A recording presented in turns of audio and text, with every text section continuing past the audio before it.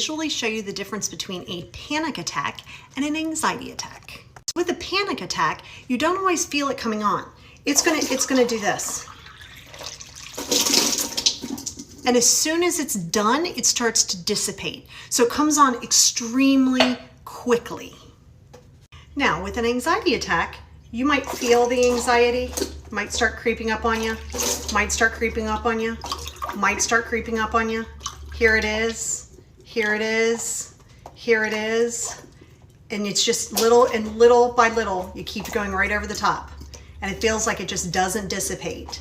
So the difference between the two is, with a panic attack, it's gonna come on extremely quickly, typically. It's gonna come on extremely quickly, but it can often dissipate just as fast, where anxiety attacks will linger. That's the difference. I am lost.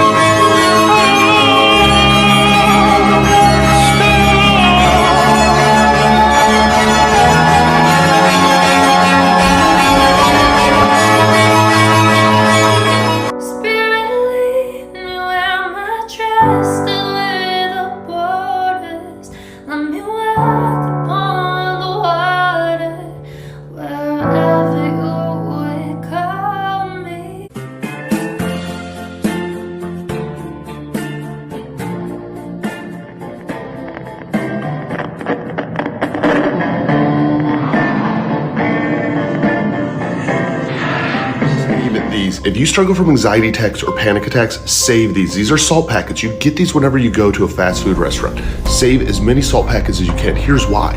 When you have an anxiety attack or a panic attack, your brain literally just gets out of control. You're overwhelmed by thoughts. You disassociate from life. You don't hear things like you normally would hear. You don't see things. You're shaking and you're breaking down.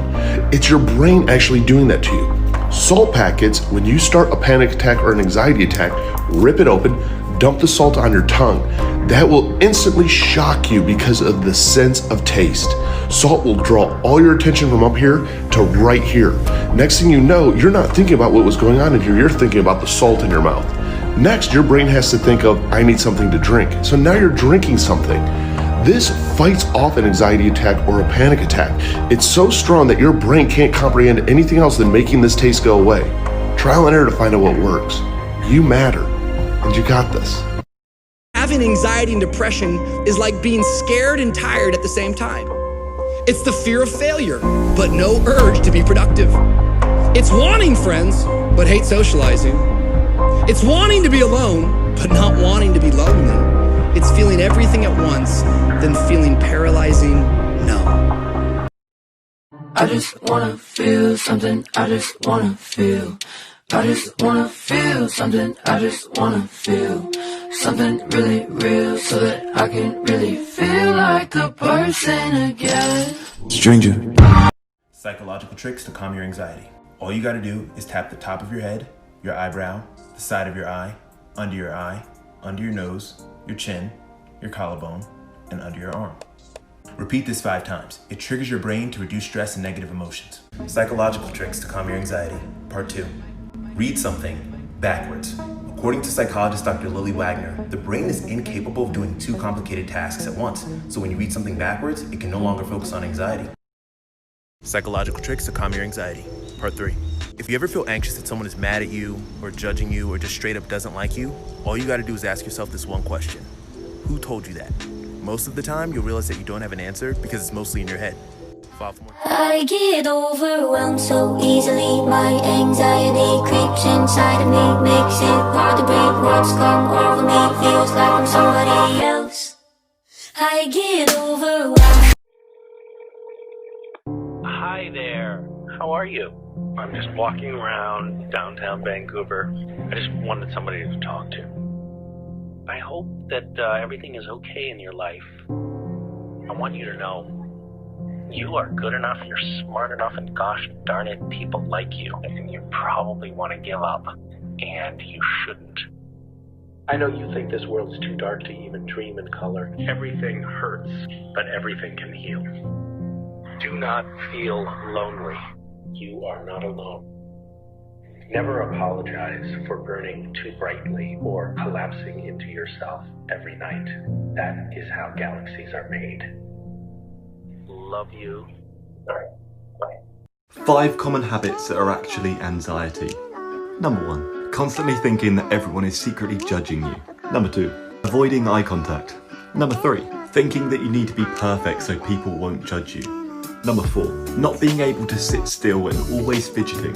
Number 5, apologizing excessively even when it's not your fault. Tip from a therapist: if you struggle with doing things because of your anxiety or depression, you have to stay with me for a moment because I'm going to show you how your mind works. I want you to say, I can't shake my head no, and then shake your head no. I can't raise my hand, and then raise your hand. I can't pick something up, and then pick something up. This will remind you that thoughts are thoughts. Thoughts are not facts. You have full control of your actions despite what your mind says.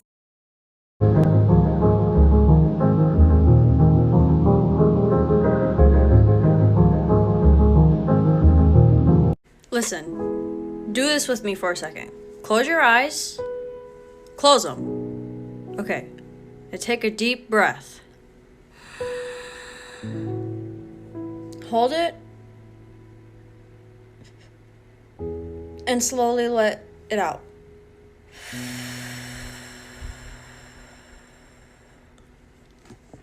Light a candle if you can. Drink some water because you need to stay hydrated.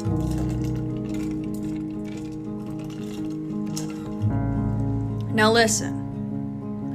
You are doing the best that you can in this pandemic. Stop being so hard on yourself. As long as you are socially distancing and you're wearing a mask and you're taking care of yourself, that's all you can do. You can't control anything else. Now go out there and have a great ass day, bitch. Like breathing was easy. Like breathing was easy. Like breathing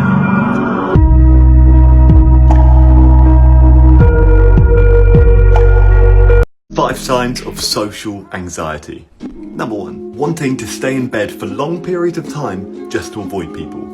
Number 2, counting your money over and over again to make sure you have enough before paying for something. Number 3, overthinking what you're wearing before leaving the house because you fear that people are going to stare at you. Number 4, always thinking that other people are judging you. Number 5, making up scenarios in your head when you get embarrassed. If you do these things, you are not alone. 10 signs someone's anxiety is setting in. They appear zoned out. They snap at something small. They struggle to make eye contact. They avoid making plans in the future. They have pressured speech. They have shortness of breath. They start pacing back and forth. They have tightness in the throat and speech difficulties.